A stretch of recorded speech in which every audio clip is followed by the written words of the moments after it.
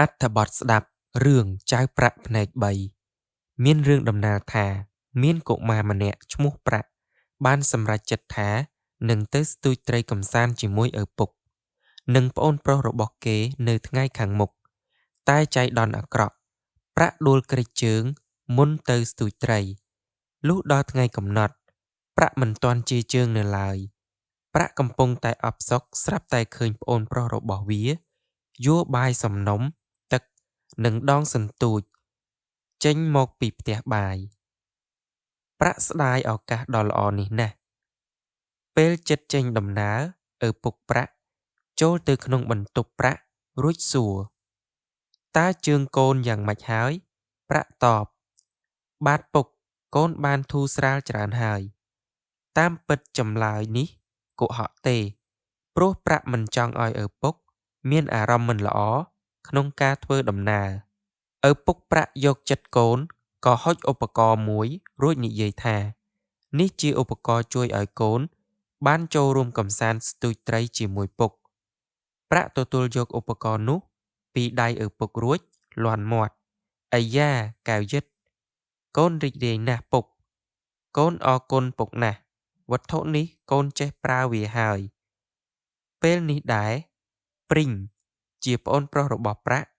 បានចូលមកដល់បន្ទប់ប្រាក់ល្មមវាឃើញប្រាក់កំពុងតែលើកកែវយិតឆ្លុះមើលតាមបង្អួចព្រីងក៏លាន់មាត់អាយ៉ាបងប្រាក់មានភ្នែកដល់ទៅ3ក្រោយពីសំណេះសំណាលគ្នារួចឪពុកប្រាក់និងព្រីង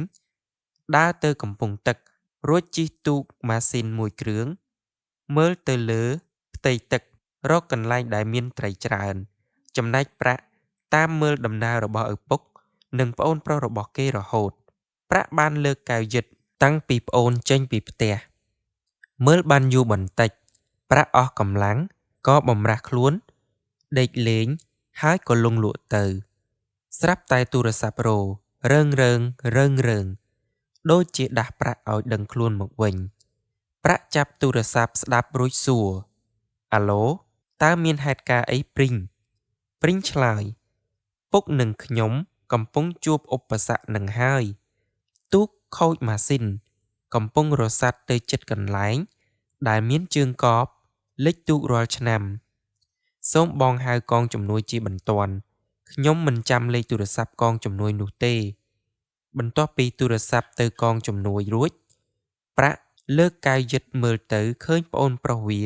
កំពុងលើកមួកបក់រវិចជាសញ្ញាហៅរកកងជំនួយតែឪពុកវាកំពុងតែរវៃម៉ាស៊ីនទូកតែមិនឆេះសោះអស្ចារ្យណាស់ពិតជាដូចទេពនិមិត្តមែនតែ5នាទីប៉ុណ្ណោះអូប័រកងជំនួយសង្គ្រោះបើកទៅដល់កន្លែងកើតហេតុនោះប្រាក់និយាយនៅពេលម្ដាយវាកំពុងបន់ស្រន់ប្រសើរណាស់ព្រះអើយពុកខ្ញុំផុតពីគ្រោះថ្នាក់ហើយនេះមកពីគុណប្រយោជន៍របស់កែវយិតនិងទូរស័ព្ទនេះតែម្ដងសំណួរ1តើចៅប្រាក់ពិតជាមានភ្នែក3មែនឬទេតើភ្នែកទី3នោះគឺជាអ្វី2មុននឹងចេញដំណើរតើឪពុកបានប្រគល់អ្វីដល់ចៅប្រាក់3តើនៅពេលធ្វើដំណើរពួកគេមានរឿងអ្វី4តើអ្នកណាជាអ្នកជួយពួកគាត់ឲ្យរួចផុតពីគ្រោះថ្នាក់5